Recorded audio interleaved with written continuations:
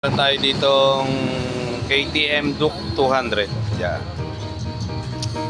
So ito ay kabababa lang, karga to sa pickup. Kasi ang problema nito ay pag nag-on ka pag nag-start ka, so palyado siya.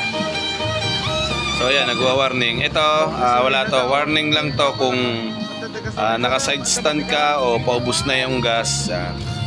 Major warning lang yan. So try natin i-start.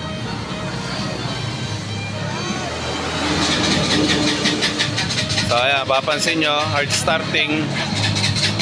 So under siya, pagtsatsambahan mo, aso lang mamamatay, hindi magtuloy. Gaya nito, nagre-regundo lang.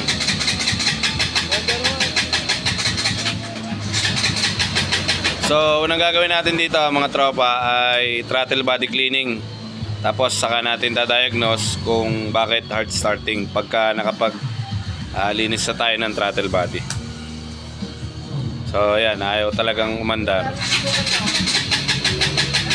Ayan. Wala na rin kasing display yung panel nito mga tropa. Ayan. So buksan muna natin to para malaman natin kung anong possible na naging sira.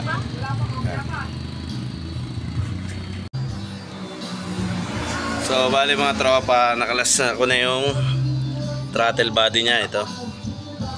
So kita nyo naman, napakadumi. Halos sobrang itim na. Ayan.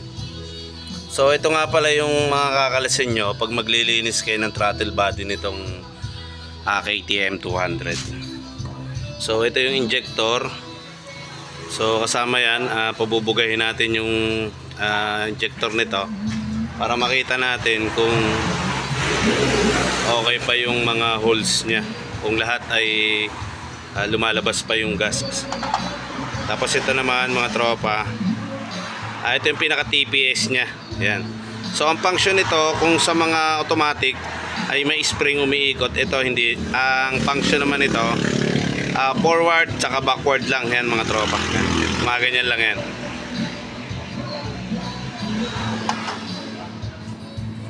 Tapos isa pa sa nakita ko dito mga tropa, ito yung air filter nya nung kinalas ko. So ganito yung itsura. So humigop na ito ng dumi galing doon sa airbox, kasi yung airbox nito ay may open ito doon sa ibabaw eh.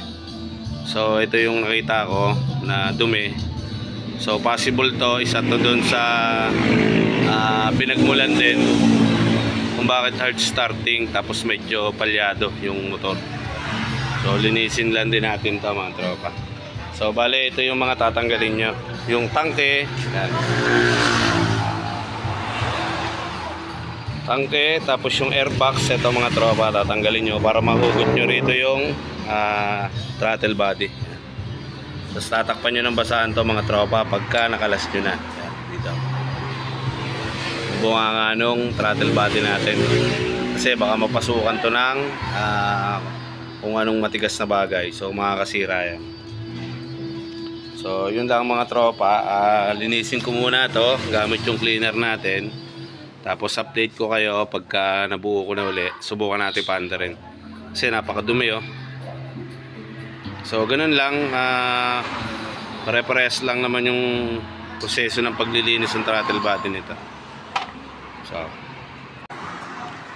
So ito na mga tropa, malinis na yung ating throttle body.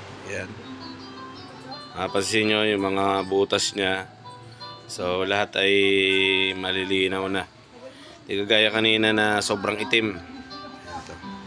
Tapos number one na isa pang napansin ko dito mga tropa, dito yung hose ng papunta dito sa tangke mga tropa. So kasi yung throttle body natin, meron siyang pin dito sa gilid na pinaglalagyan ng hose. Ito mga tropa, yung nasa left side nya katabi nung ating TPS, may maliit na hose na nakakabit dyan mga tropa.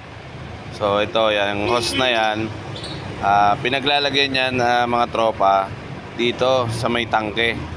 So pag nakakabit yung tangke natin doon sa ilalim nun, may dalawang hose doon, isang fuel filter na nasa ilalim at saka yung isang pinaglalagyan ng hose natin na yun mga tropa. So yun yung nakakabit doon sa, kasi siguro baka ngayon lang din nalinis tong throttle body na to.